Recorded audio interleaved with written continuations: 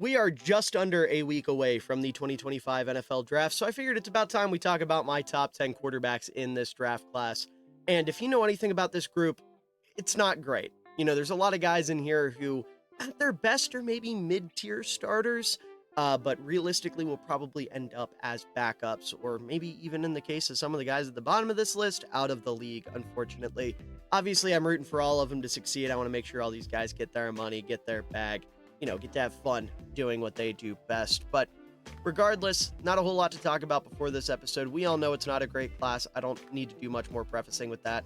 So let's go ahead and dive into my top 10 quarterbacks in the 2025 NFL Draft. All right, starting us off here at number 10, we have Jackson Dart out of Ole Miss, and I don't get the hype. I really don't. Don't get me wrong. He passes the vibes test, I guess, a quirked up white boy with a cool name. People like that in a quarterback, but I don't get the hype at all. I see people putting this guy in the first round consistently. I know Pittsburgh is a really popular mock spot for him. I don't know if they still are, but they were for a while there. And I've even seen people since Derek Carr got hurt talking about the Saints going with him at 9. I've seen people calling him QB3. I don't get it. I really don't. I see Jackson Dart as a total shot in the dark type of quarterback. There's some decent traits, this isn't some crazy traitsy prospect. He doesn't have a giant arm. He's not a super athlete. He's a fine athlete with a fine arm. So you have somebody that you're banking on the upside based on the athletic tools and the traits as opposed to the skills. And the tools aren't that good. They're average at best. So getting what I like out of the way, because respectfully, there isn't a lot. He's got a good frame. His arm strength is solid. He's got solid athletic tools, like I said. He's tough. He's willing to play through an injury, he's willing to step up in the pocket to deliver a throw, even if it means getting hit. He's got a really solid, snappy release. When everything comes together in the short to intermediate range, he's really accurate. Now, that doesn't happen very often because his mechanics are a mess, and we'll talk about that. He can throw with touch. He can climb the pocket a little bit to buy some time. He can make some plays on the run, and he started 41 games, so he's got some good experience. But with the way he plays, you would think this was a backup that checked in for the final 3 games and then said, screw it, I'm going pro. A junior that got 3 starts at the end of the year because the starter got hurt or the starter sat out a bowl game and the junior came in and played a crazy bowl game or whatever. But he's just not developed at all. He doesn't have a good processor. Post-snap, his processor might be the worst in the class. It's definitely up there. I don't remember if it's the lowest graded one we'll see today, but it is at least in the top 2 or 3 because he really struggles to get off that first read. It's like pulling teeth, asking him to move off that first read. And then against disguised coverages, he is a mess. If a defense is showing cover 2 and then switches to cover 3 or shows a blitz and then drops guys back that he thinks are going to blitz, he panics and has no idea what's going on. It's you're speaking to him in French when you ask him to do that kind of thing. And I don't know, maybe Jackson Dart took French and I'm making a bad analogy, but the point is he struggles a lot in those areas. His pocket presence is poor in the sense that he is really bad at sensing pressure and handling pressure. Like I said, he can step up in the pocket a little bit, but it's more of if he sees pressure, he can do that as opposed to feeling it. His accuracy isn't great because of those poor mechanics. It's really bad downfield. And with the mechanics, the big thing with them is he really struggles to have his upper and lower body in sync. And that is going to jack up the accuracy. It's going to make things way harder on him than they need to be. And it results in a lot of really bad plays. His footwork in general also is just really bad. His release is rough. He releases the ball almost at his chest, which kind of doesn't make sense. I don't know why no one's tried to fix that. He's not good at throwing with anticipation. And above all else, playing at Ole Miss, his offense was very gimmicky, right? This wasn't a pro style offense. This was very much quick reads, quick throws, quick tempo, RPO type stuff that just isn't going to fly in the NFL. So you've got this guy who is experienced, but doesn't play like he's experienced and had experience in a gimmicky offense that won't be played at the NFL level. He doesn't have a big arm. He doesn't have big athletic traits. I just don't see the upside. I see him as someone that, you could bring in and maybe as like a project, he can be a middle of the pack starter. Like my comp for him is Drew Lock. And that's just kind of what I think he's going to be, like a fun backup that bounces around the league. But, if he could get up to like a Derek Carr, a tier of quarterback where he's like a bottom half of the league starter, I guess that wouldn't surprise me. But he's never going to be someone that's like a franchise quarterback. I just don't see that in the cards for him. Maybe let me know in the comments below if I'm underrating some of these traits here. Maybe I am, but I don't see it personally.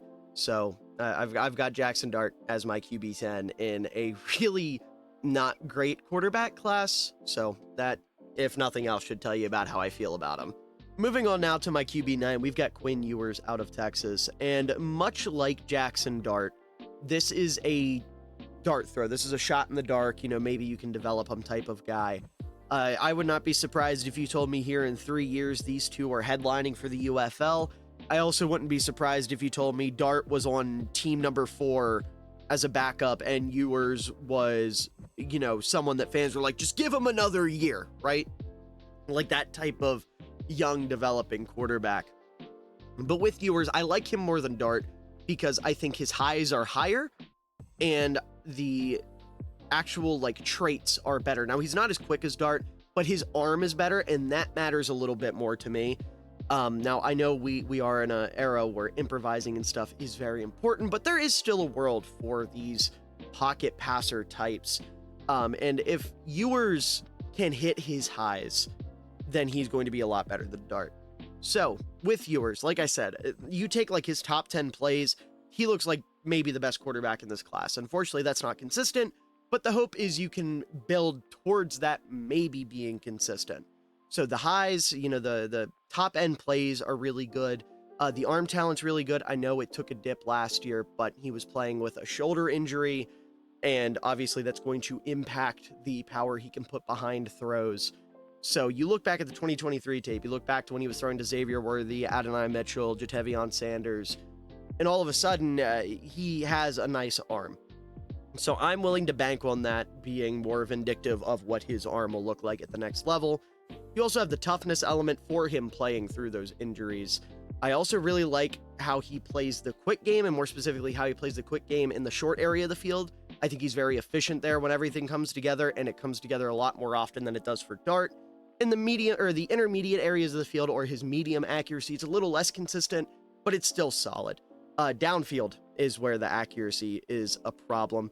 There's a really nice quick release. His mechanics can be solid. You want to get those more consistent, and I think that will open up a lot of his game.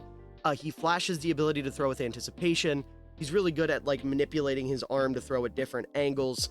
He's good off of play action, and he's really, really good at setting up his wide receivers. Ewers is, by all accounts, a point guard type of quarterback, where he does his best work setting up for others. Now, that being said, the deep accuracy is a major problem. He's not good at getting through his reads. He will get caught staring down that first read. Not an athletic player. Really, really bad pocket presence. He takes some really bad sacks and doesn't, navigate the pocket very well. He'll bail from clean pockets. He's not somebody that you can rely on to move linebackers or safeties with his eyes. I would like to see him just kind of work that out, right? And obviously he's not a scrambler. He's not a improviser, anything like that.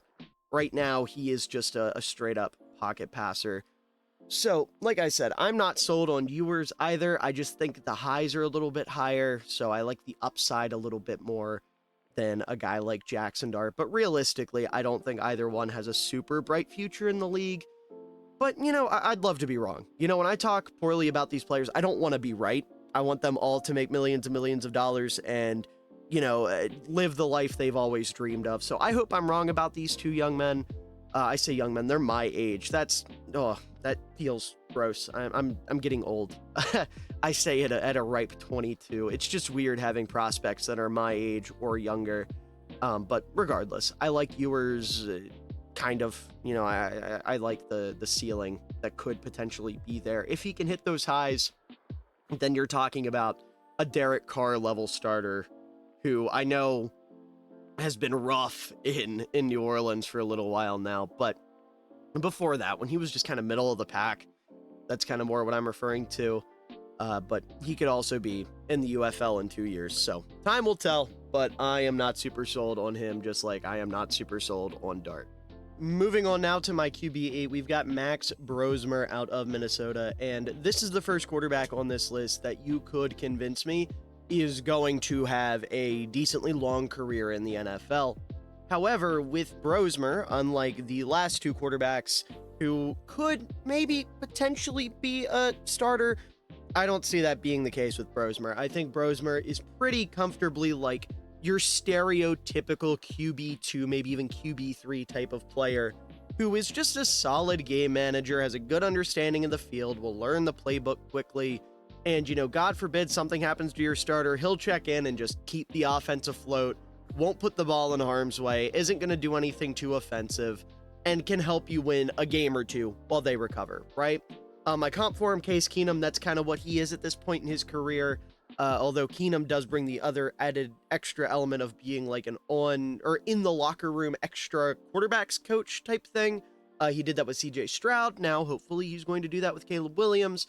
Bromer isn't going to be that when he walks into the league, obviously, because he himself will be the young guy. But, 10 years down the line, if you were telling me that that's what Bromer was making money doing, I wouldn't be shocked in the slightest. So like I said, this is someone who is very, very smart, has a solid processor, both pre and post snap.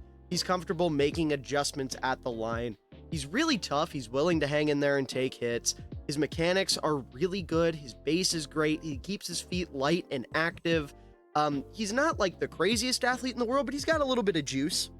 If he's in a situation where it's like 3rd and 4 and there's a wide open lane up the middle, he can take that and pick up those 4 yards and pick you up a first down. He has an incredible release, definitely the quickest in the class. That thing just rips out of his hand the second he locks on and has a target he can hit. He's very accurate in the short to intermediate areas of the field. His touch is great. He's got incredible anticipatory throwing. I don't have that listed as a stat, but he is really, really good at throwing with anticipation. He'll manipulate linebackers and DBs with his eyes to throw them off the scent. He doesn't hold on to the ball too long. He avoids unnecessary risks by getting rid of the football, throwing it away, taking his checkdowns, that kind of stuff, like the stereotypical game manager stuff. He's got experience, almost 50 career games started, and he is often praised for his leadership. He's somebody that had a lot of command of the locker room at Minnesota. So like I said, he's somebody that has that backup profile. He doesn't have the craziest arm in the world. He's not a great deep ball thrower. He's not good at playing out of structure. And I would like to see him play a little bit better under pressure, which is kind of what holds him back from being even higher on this list. Because if he was good under pressure, honestly, with this class, this might be like a top 5, top 6 quarterback, which is pretty rough and pretty vindictive of the class itself. But, I think Bromer is a very respectable backup type quarterback. Really not a whole lot to say other than that. I think he's going to be in the league for a long time if he lands in a spot that, knows what he's going to be. If you try to make him a starter, I think you're going to be very disappointed. But if you draft him on day 3 saying this is our second guy for the next, 6-7 years, then you're going to be pretty happy with the results. Moving on now to my QB7, we have Dillon Gabriel out of Oregon. And he is the first quarterback we're going to talk about today that you could genuinely talk me into as a starter in the NFL. And I know I said that Ewers and Dart could potentially maybe become low-end starters. I'm not betting on that. I'm just saying that is within the realm of possibility. Whereas with Gabriel, I can absolutely see this happening, and I wouldn't be surprised if it did. Just because he has a little bit of everything, quite frankly. Like, he's a dual-threat quarterback who sees the field well, throws with accuracy, can handle pressure, has good poise. Like, he has a little bit of everything to his game. So you take a look at the profile across the board. Like I said, high IQ player who has a really good processor pre and post snap. He's good at identifying mismatches before the snap, and he's good at, reading the defense and adjusting to maybe disguise coverages and things of that nature. He's very mechanically sound as a passer, no issues there with the mechanics. He has really good athletic tools that make him a dual threat quarterback, like I said. He has a really quick release that he pairs with his really good processing ability to cook in the quick game. He is awesome in the quick game. He's really good throwing the ball short, that type of thing. His accuracy is good to all three levels of the field, but is at its best when he's throwing in the quick game, in the short game. He throws with really good anticipation, and he pairs that with the ability to throw the ball into tight windows, which is a little bit surprising given his lack of arm talent, which we'll talk about. But he has the velocity to hit those tight window throws, and he's able to anticipate before letting the ball rip, which is really nice. And he also has a really quick release that goes along with that as well.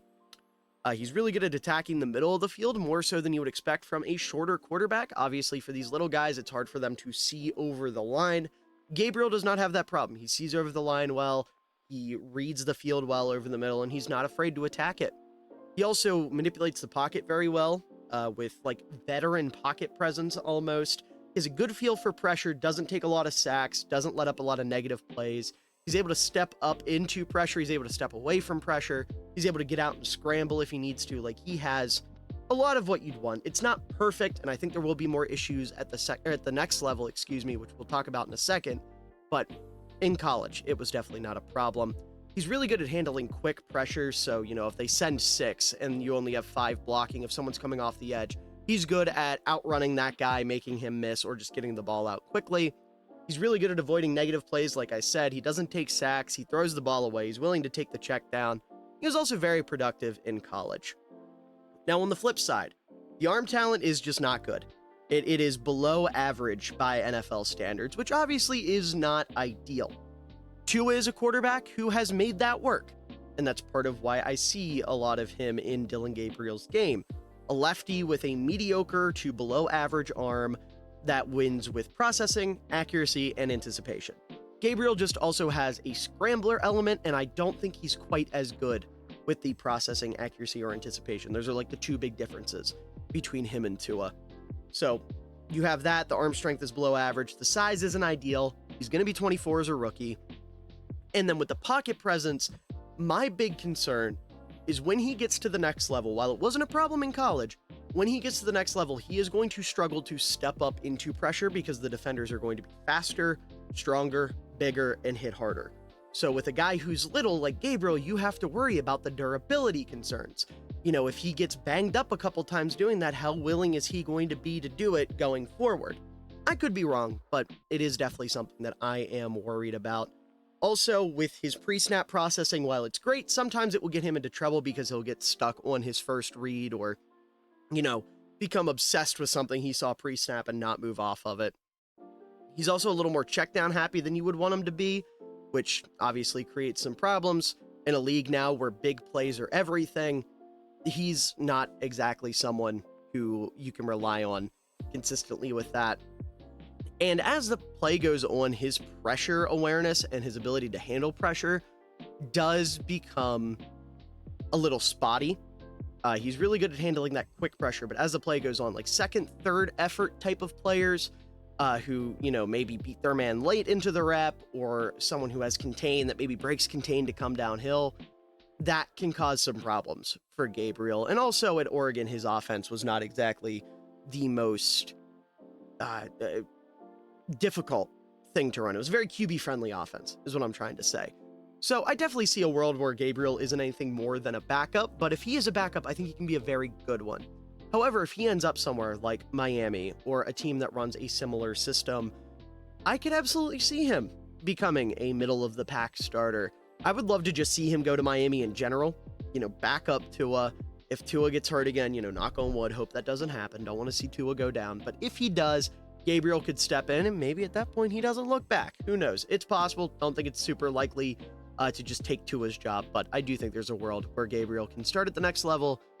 Just isn't somebody I ever see being like a high-level starter because of some of the physical limitations due to his size and lack of arm strength. Moving on to my QB6, we have Will Howard out of Ohio State, and this is the toughest evaluation for me in this class because on one hand, he did not look like a very attractive prospect most of his final year, most of his senior year. He looked like a one-read quarterback who would get infatuated with his deep ball, didn't want to hit throws over to the middle of the field, struggled with pocket presence, and just didn't process the field well. Then you get into the playoffs, and all of a sudden he still has problems, but he looks like a different quarterback.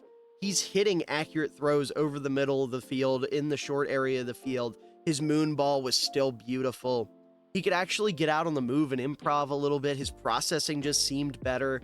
And I'm not someone who's going to sit here and put a ton of stock into quarterback wins. I don't see that as like a quarterback stat. That's a team accomplishment. But his play elevating in the most important games of the year is definitely something of note.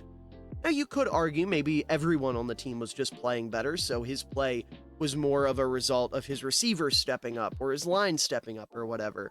But I'm willing to bet on the potential here, especially for a team, like the Rams or even the Raiders, who have an older quarterback that, has another year or two left. So you're saying, look, we're confident in our quarterback. I think the Rams would be perfect for this. I'm bringing up the Raiders just because I know Gino's on the older side too, but the Rams would be the ideal spot. I'm kind of just alluding to the Rams here. You say, look, we're confident in our ability to make quarterbacks look good. You're confident in Sean McVay. You take Will Howard, sit him for a year or two, while Stafford rides out the rest of his career, and you put him through the McVay QB school, and you get him to consistently be that playoff version of himself, if not even a little bit better. That's a starting quarterback in the NFL. So I think as like a true project quarterback, I like Will Howard, but being 23 puts a little bit of a wrench in that. But looking at the positives, right? He's got the prototypical frame, 6'4", 236. He has a good arm. It's not great, but it is definitely above average.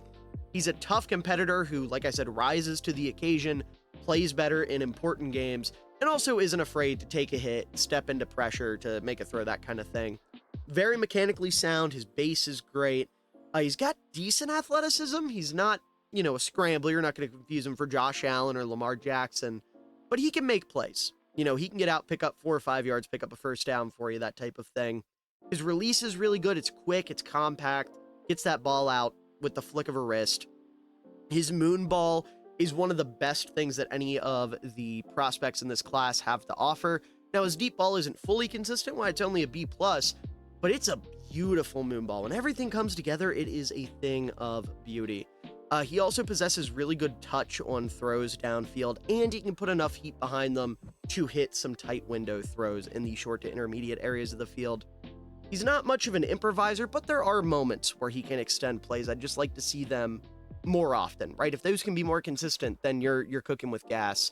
He's also pretty good at handling pressure, especially during that playoff run, and he's really good at setting his receivers up for yak opportunities. On the flip side, like I said, he has more bad tape than good. His pocket presence is definitely not ideal. I would like to see him, be able to maneuver the pocket a little bit better, buy himself more time. His accuracy over the middle of the field is pretty inconsistent. His deep accuracy has some bad moments. He needs to throw with velocity a little bit better. He's really inconsistent when it comes to processing the field, especially post-snap when he's trying to read through his progressions. He, like I said, for the majority of his senior year was a one-read type of quarterback. His accuracy on the run can be spotty. I would like to see that improve as well. And he's not somebody that can consistently manipulate linebackers or defensive backs with his eyes. So, all that said, project quarterback, I have him specifically on my board listed as a draft and stash quarterback, but obviously I didn't have enough room for that, so we're just going to summarize it as a project quarterback. In his current state, I think he can be a fine backup, a la Mason Rudolph, someone who has actually tried to compete for some starting jobs, but is mostly just a nice backup. But I like Will Howard well enough. I think there's a world where he could be like a, top 13 to 15 starter. I don't want to say top 12 because that feels a little generous, but there's decent traits there, and there are some really, really nice flashes that if he lands on the right team, I would be excited about betting on. Getting into the top 5, we've got Shidor Sanders out of Colorado, and I know this isn't going to be a super popular opinion. A lot of people really like Shidor, and I'm rooting for Shidor, but, I got to be realistic here. I got to stick with my gut. I got to stick with my opinions. And as much as I want Shidor to succeed, to prove people not only like me wrong, but people more specifically who are throwing him under the bus because of his dad. There's a lot of people out there who do not like Shidor because they don't like Neon. It's very similar to what happened with LeBron's son, Bronny, coming out last year, or even dating back to like the Ball brothers in the NBA, because LeVar was such a character. A lot of people really didn't like the Ball brothers. I don't dislike Shidor. I would love to be wrong, because I want him to build his own narrative. I want him to escape the shadow of his father. Unfortunately, I just don't think he has the notable talent to do that. When you look at the traits, Shidor is fine across the board. Fine athlete, fine arm, fine accuracy, but none of it's really a standout trait. And that's concerning because of the way Shidor plays. He plays like he has a great arm, like he has these crazy athletic tools, and he just doesn't. To put it bluntly, I have shades of Geno Smith as my comp. The full comp that I just couldn't fit on the screen is Geno Smith with Patrick Mahomes' mentality. He has the skill set of a Geno Smith a little bit lower, because Geno Smith's a top 10 quarterback in the league. Shidor has a little bit of that to his game, but dialed back, and then with the idea that he's Mahomes. He's not as athletic as he thinks he is. His arm isn't as strong as he thinks it is. He's not as accurate as he thinks he is. And it's tough, because I see a quality starter. I see a top 15-ish quarterback, a top half of the league, if not just middle of the pack starter. But Shidor thinks he's top 5, and he's unfortunately just not. And don't get me wrong, I respect the hell out of, in his mind, he probably does think he's the best in the world, and that's the mentality you should have. But you also need to realize your limitations, and Shidor just does not. Now, at the NFL level, maybe that won't be a problem.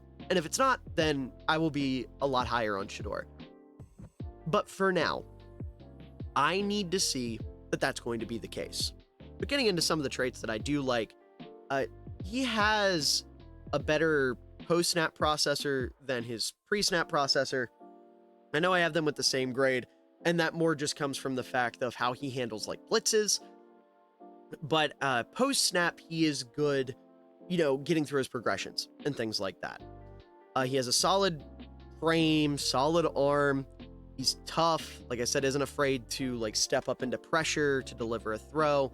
When he's working from a clean pocket, he has good mechanics, but that can go out the window once pressure gets involved. He has some solid athleticism. He has a quick release. He's good in the quick game. He's accurate. His ball placement is easily his number one, genuinely elite trait. Might have the best ball placement in the class. It's between him and the guy we'll talk about at number 4, ironically. He can throw with touch and velocity. He can fit the ball into tight windows. He can step up in the pocket, just not super consistently. And I really like the growth he showed once he transferred into Colorado.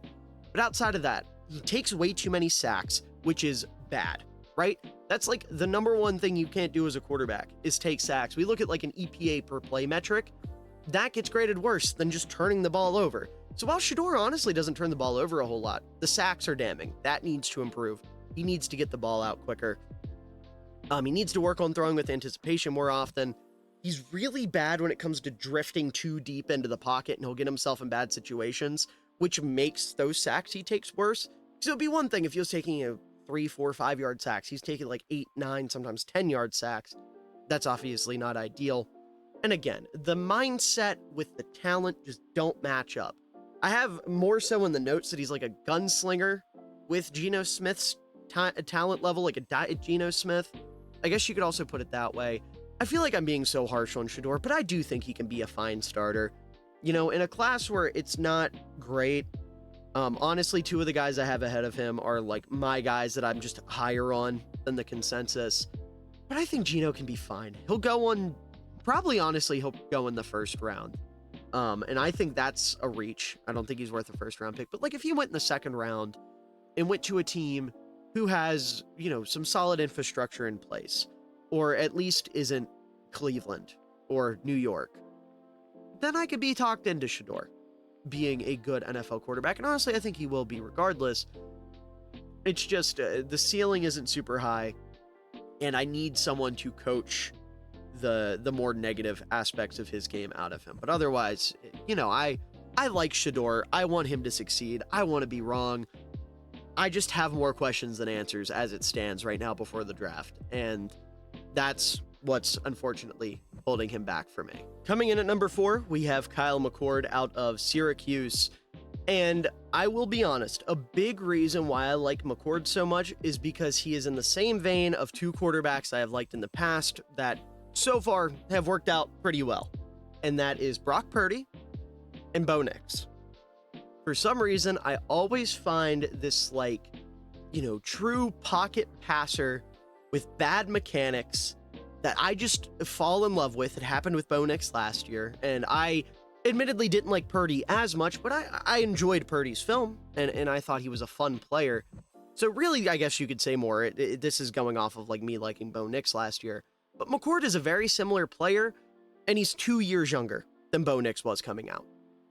I like McCord a lot. I think he's someone that can start day one, and at worst will be one of the best backup quarterbacks in the league.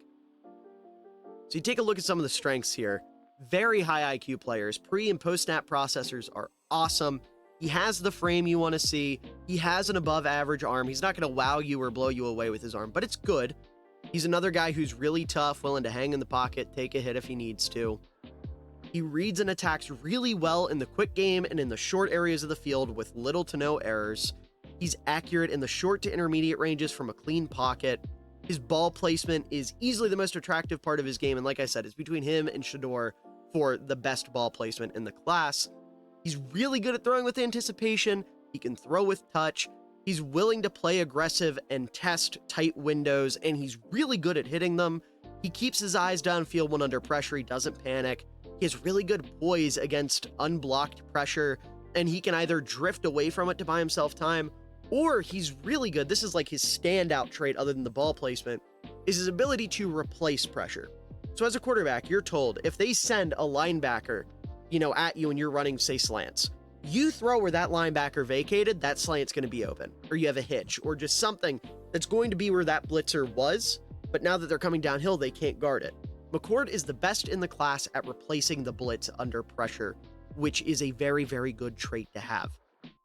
Also, the other big thing is he showed a lot of growth between his last year at Ohio State and his only season at Syracuse.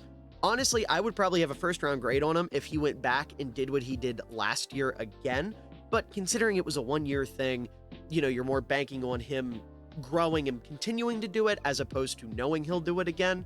So that's why he's a second-round quarterback as opposed to a first-rounder. But that growth was awesome. On top of that, while he's not a great athlete, he can improvise. He has great field vision when he's on the move, and he has a natural affinity for feeling pressure and just rolling out to be able to make those plays on the move. So, not a super athlete, but he can make plays while on the move. I said that 3 times, but you get the point. Now, that being said, the deep ball needs work. His mechanics can kind of go out the window. He does hit a fair amount of them, but you want it to be more consistent for a starting quarterback. His athletic tools, like I said, are just kind of adequate. His mechanics are an issue, but definitely fixable. He just needs to marry his upper and lower halves, right? His upper half and his lower half are not in sync normally, and it's very similar to issue to what I had with Bo Nix last year. That was figured out. I think McCord can do the same. There are going to be times where he'll get stuck on pre-snap reads and stare down his first target. Obviously not ideal. There are some times where he'll put the ball in harm's way. Like I said, he's willing to play aggressive, but sometimes he gets too aggressive, and you want to see him dial that back a little bit. And I'd also like to see him throw guys open more consistently. But just overall, he has all the traits you want in a pocket passer and can get out and move a little bit. Very similar to Brock Purdy, very similar to Bo Nix. If he lands somewhere with a really good offensive coordinator or head coach that is an offensive mind and has worked with quarterbacks in the past, I think New York would be an awesome landing spot for him to go work with Dable. I think he can be a starting quarterback in the NFL. If not, he's going to be one of the best backups in the league. His range is somewhere between Jimmy Garoppolo and Brock Purdy is what I'd say. So honestly, landing him in a West Coast offense, something like that would be great, but I love McCord. You know, if you haven't watched the interview with him on the Bootleg Football channel with Brett Coleman and EJ Snyder, you absolutely should. This kid knows football. He's smart, good leader, good teammate. Just everything you could want in a quarterback from a mental side of things. Just the athleticism's a little bit behind, and you need to get some of the mechanics in sync. But I really, really like McCord, and I have a lot of confidence in him. Moving on now into the top three, we've got Tyler Shuck out of Louisville. And look, I've seen the Twitter clips. I saw them when I was watching the film, and seeing them on Twitter doesn't make them look any better. I get that there are some really, really bad lows with Shuck's game. But man, the down-to-down consistency and the highs are enough to sell me. In a weak quarterback class, this guy is notable. I'm a big fan of Shuck's game. I think he's the best, pure passer in this class in terms of accuracy and processing.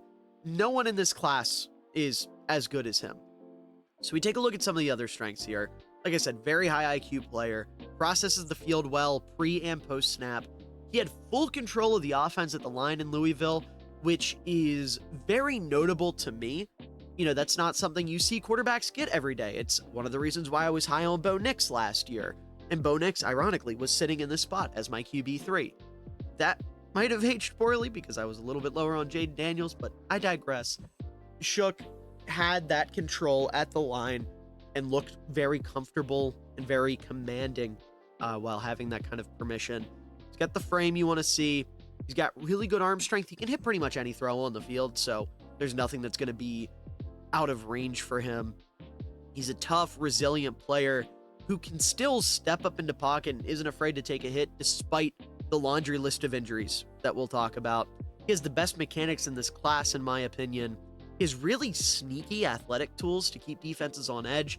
He's not Lamar, he's not Josh Allen, but he'll surprise you. His mobility kind of reminds me of like a Geno Smith, where you don't expect it, but then Geno runs for 10 yards and you're like, oh, sure, you know? I think of like the 49ers game this year where the Seahawks ended up going down and winning. That kind of drive, those kind of plays, that's the kind of stuff you're going to get from Shuck. He's got a really good release to, just let the ball rip at a moment's notice. Very accurate to all three levels of the field. He has elite touch that he can layer with velocity to hit throws downfield. He can fit passes into tight windows. He manages and manipulates the pocket at a very high level. He also avoids unnecessary sacks, and he's capable of making plays on the run. So there's a lot to like with Shuck. Now, he's 25, which obviously is far from ideal, but these days with quarterbacks playing as long as they do, maybe that won't be a huge deal. However, devil's advocate to that, he has a laundry list of injuries, multiple season-ending injuries that are really concerning, and you're worried about maybe the durability. But I want to be the optimist. I want to bank on, that being in the past, or at least him being able to stay healthy now. If he can't stay healthy, then everything I say gets thrown out the window. Knock on wood. Let's hope it doesn't happen. I'd like to see him throw with anticipation a little bit better. There are stretches of, being check down happy, and there's also stretches of him just playing a lot of hero ball. So he gets on these, weird runs, these weird streaks that you would definitely like to see worked out of his game. One thing I really don't like that he does, and this is why his mechanics are an A and not an A+, is sometimes when he's facing pressure, he'll try a fadeaway almost. He thinks he's Kobe, and it'll ruin his mechanics and result in some really wonky throws. And then the other thing that's notable about Shuck is the pocket trauma, right? The idea that there are going to be moments where, as games go on, especially if his line is having a bad day, he's gonna start to get almost like flashbacks with his injuries, and he'll play more, erratic. He won't play as controlled. He'll let go of his mechanics. He'll start making bad decisions. That's something that if he lands on a team with a good offensive line, won't be as big of a deal. However, it's definitely worth noting, and another reason why he's in a first-round quarterback, because in my opinion, if Shuck was 3 years younger, didn't have the injuries, then this is a first-round talent. This would be QB1. However, he is 25, has the injuries, So there are legitimate concerns to his game. I understand people not being as high on him as I am, but I can't deny the talent as a passer, and that matters a lot to me. I think Shuck rocks. I think he can go shock a lot of people. Probably go on day 3, and if he does, I am hoping and praying he goes to a team that doesn't have like a great starter, right? Send him to New Orleans, right? Make this the guy that's gonna replace Derek Carr. Fuck taking Shidor in round 1. Take Shuck in the 4th and live happy, right? I obviously think he should go way higher than that, but he won't. So, gotta be realistic. I think Shuck's gonna be a very good NFL quarterback if he can stay healthy. And I'm very, very excited to see how this ages, because it's either going to age like milk, or I'm going to be one of the few, the proud, the Shuck fan club that knew he was going to be a star before he got to the NFL. Moving on now to my QB2, we've got Cam Ward out of Miami, and 2 things to note before we jump into this. Number 1, I don't have a true first round grade on either of my top 2 quarterbacks, or any of my quarterbacks, obviously. And that's just because I got a little bit stricter with my grading this year, and I only ended up with like 18 true first round grades. With Ward and then the guy at number 1, I like them. They're just not the same caliber of player as some of the first rounders that, are at other positions. The Ashton Genties, the Tyler Warrens, the Mason Grahams, even like the Colston Lovelands or Derek Harmons of the world. I just don't think they're that caliber of prospect. The other thing, they both have the same grade, late round 1, early round 2. So technically, if you want to say this is a QB 1A, 1B situation, you could. I don't consider it that because I think I'm higher on the other guy by a decent bit. It's just the way my grading scale works, they ended up with the same grade. So taking a look at Cam Ward here, he has the traits you want, right? Good frame at 6'2", 219. He has a notable arm, not quite elite, but definitely like good to great. His athletic tools stand out. He's going to be a legit dual threat quarterback with good instincts and feel and vision and just athleticism in general as a runner. He's tough. He's not afraid to take hits, not afraid to step into pressure. He has good mechanics when everything comes together, but it's not consistent. We'll talk about that. Specifically with the footwork, I have some issues. He has a quick, snappy release. He's accurate to all 3 levels. He's capable of throwing with touch and velocity at a pretty high level. He can fit throws into tight windows. He's capable of throwing with anticipation, but that is far from consistent and needs to be more consistent. He's capable of throwing from multiple angles. He can cause legit problems as a runner, like I said. He manages and manipulates the pocket really, really well, best in the class, and honestly, like, best out of the last couple classes, or at least in the conversation for best out of the last couple classes. I really like how he handles pressure. And when the play breaks down, he is at his best, extending the play, making plays on the move, that kind of thing. The big thing for me, though, with Ward, in terms of some of the weaknesses, is the mechanics. The footwork is bad, and I really don't like how nonchalant everything almost is. And there's benefits to it. Like, it does show how poised he is. Composed is the word I was looking for, under pressure. But I don't want to say it seems like he doesn't care, because that's just silly. But it feels like it's not sudden, it's not urgent, and that is a problem. It's too relaxed, it's too nonchalant. So I would like to see that, improve at the next level. He's also very inconsistent as a passer in the red zone. Fumbles and interceptions are a problem. Those need to be cleaned up. I think they can be, but they need to be. His hesitation on throws is something that really stands out. That goes along with the inconsistent anticipation. Goodness, excuse me. But the point of that is that I don't know how much he trusts his eyes. There's a lot of plays where, he'll see something breaking open, or he'll know that something's going to break open, and he'll hesitate a little bit, and it'll result in an interception, an incompletion, or make it so the receiver isn't in as good of position to, like, take the ball and run upfield, something like that. And that is definitely something that needs to be cleaned up. He's just not a consistent processor after the snap, and he's a gunslinger. You can call that a positive, you can call it a negative. It gets him into more trouble than you'd like to see. So with Ward, he needs polish, like straight up. He's not raw per se, but he's got some clear issues that need cleaned up. That's what keeps him out of being a true first-round player, in my opinion. And it's not like these issues are something that were a result of the offense he played in or the way, the things he was dealing with. Like, I'm trying to think of a good example, like Caleb Williams last year, who was struggling with holding the ball too long in college because he had a bad offensive line. So he was trying to make something out of nothing all the time. And that went with him at the NFL level, where he also had a bad offensive line. Or Drake May, who had inconsistent mechanics because he was being asked to use his feet in different ways by different coordinators that were switching out every year. He gets to the NFL, the Patriots get that down, the mechanics aren't an issue anymore. Bo Nix with the mechanics, again, like marrying his upper and lower. That ended up getting fixed at the next level pretty quickly because it seemed like more of a coaching thing, or the way that Oregon was handling their quarterback development. Cam Ward, it just seems like a lot more of the way he plays. And I need to see that developed. I need to see that that's going to change. The scary thing is going to Tennessee. I don't have a ton of confidence in that, but I would love to be wrong. I like Cam Ward. I think him being good would be fun for the NFL. He's an exciting player. He's somebody that, at his peak could potentially go toe-to-toe with Mahomes, Allen, Jackson, all the big names in the AFC. But there's some work that needs to be done, which is why he is my QB2 and why I do not have a true first-round grade on him. And finally, my QB1 is Jalen Moore out of Alabama. And, it's all projection.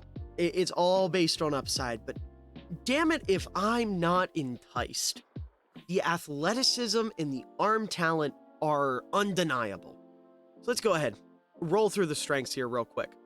Good NFL frame, great arm, elite athlete who is going to be one of the best scrambling quarterbacks in the league right away.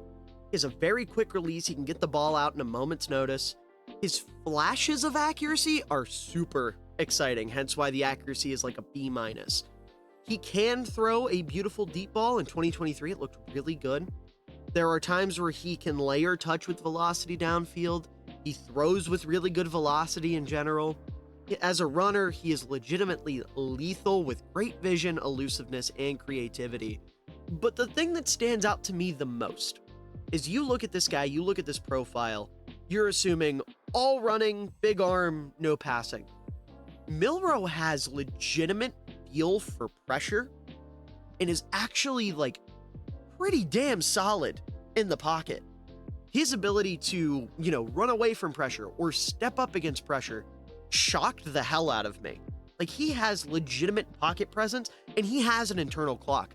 A lot of these athletic freak quarterbacks don't have that. Now, he is further behind in terms of his processing and his mechanics than a lot of those guys, but the pocket presence is so enticing. So you have the athleticism, the arm talent, the pocket presence. That's enough for me to get excited about the upside. But then you look at the other side. Very erratic. His mechanics are all over the place. Doesn't throw with anticipation. He shows flashes of processing, but there are so many plays where he just stares down the first read that just completely outweighs that. Fumbles were an issue, and then the other big thing, he really struggled to produce in the SEC, which is why this is a late round 1, early round 2 guy as opposed to a true round 1 player. This is a moldable ball of clay who you are bringing in to say, you know what, I'm confident in our coaching staff. This guy's a freak athlete. He's got the arm and he can feel pressure. We just need to teach him everything else, and I think we can do that within 2 years. So a team that has, maybe a bridge quarterback or an older quarterback. My mock draft that I did with JPOW NFL a couple days ago, or I guess almost a week ago now, by the time I'm uploading this, we took Milroe for the Seahawks.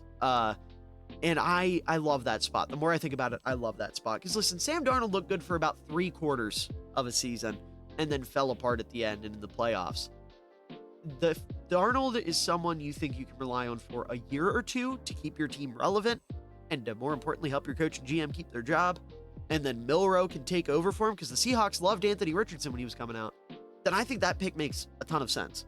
I think that would be a really good pick for the Seahawks. So somewhere like that, or the Rams, if they want to completely change their quarterback philosophy and go with a scrambler, or the Raiders, if he falls onto day 2, the Browns, if he falls onto day 2, the Giants, if he falls onto day 2.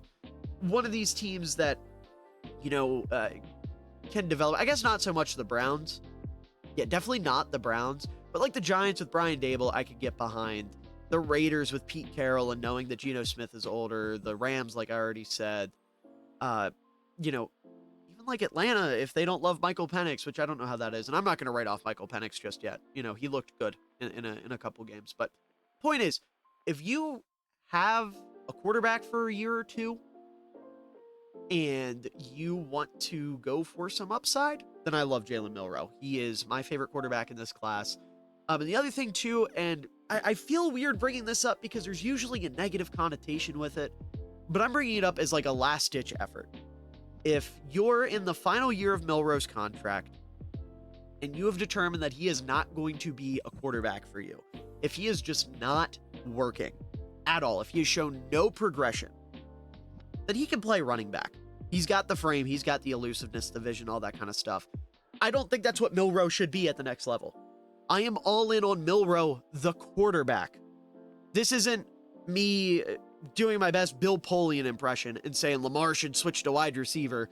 This is me saying if all else fails, if you just want to get some value out of your pick because Milroe has shown no progression within 3 years, then you can try him at running back. And he can probably be a damn good one because he is an incredible scrambler. But that's like last ditch, he's not going to work out type of situation. That is not something you draft him to do. That's not something you do year 2, year 3, year 4, final year of the contract. If you get him on day 2, you say, listen, Jalen, we want you to be something. Run the ball for us, or do like some wildcat packages or something. Get weird. Like, he's just such a good athlete and he deserves to see the field somewhere. I think he can be a true super weapon quarterback.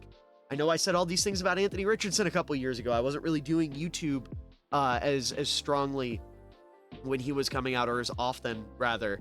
But I had written some articles and did some TikToks, and I was all in on Anthony Richardson. I think Jalen Milroe has the upside that Richardson has, and I'm really banking on him, being a good NFL quarterback. I love Milroe. I really, really hope he gets in Seattle, just because that feels like such a good fit. But either way, he has all the tools to be an incredible quarterback. And in a weaker quarterback class, that stands out to me as the top dog. But anyways, folks, that is going to do it for this video. Those are my quarterback rankings for the 2025 NFL Draft. I watched 15 guys. You can see all 15 on the screen. Brady Cook, Riley Leonard, Curtis Rourke, Graham Mertz, and Seth Hennigan not quite making the cut. So let me know your thoughts in the comments down below. Am I too high on anybody, too low? Is there anybody that maybe I just didn't watch that you think is one of the 10 best quarterbacks in this class? Let me know. I love hearing your feedback. I love having conversations with you guys. It's a ton of fun. And that's why I do it. I love the dialogue around these players. So feel free, here in 2 years, if I'm way wrong about like Shidor and he ends up being a top 10 quarterback, to come back and clown me for it. And I will happily say I was wrong. But, I'm not super excited about this quarterback class, but there's a couple guys that I do like. So we'll have to see how they pan out, how everything goes. Hopefully I'll be able to get another one of these out pretty quickly. I'm recording this, editing it, and uploading it all in one day. So we're going to try to do that with a couple more positions before the draft because we're getting real close. Don't forget, I will be live on draft night with my 2 podcast co-hosts over at Run the North. There's a link in the description. You definitely won't want to miss that. You'll want to see our reactions to all 32 first-round picks. And then I will be live on day 2, either over there or maybe over here. We'll have to see how things work out. But all that being said, make sure to leave a like down below. Helps out the channel a ton. Shows your support, shows you care, and I really do appreciate it. Also, subscribe for more draft content pre- and post-draft. We'll definitely be making a bunch of videos after the draft. And to everyone out there watching, I hope you all have a wonderful day, evening, night, afternoon, whatever time of day it is for you. I hope you enjoy it because you're all wonderful people and you truly do deserve it. Had a chance on the throwback. This was an ill-advised throw. What an unbelievable catch by Cole Kmet. And he cups it too. No movement when he hits the ground, tucked up against his shoulder. Wow. Using that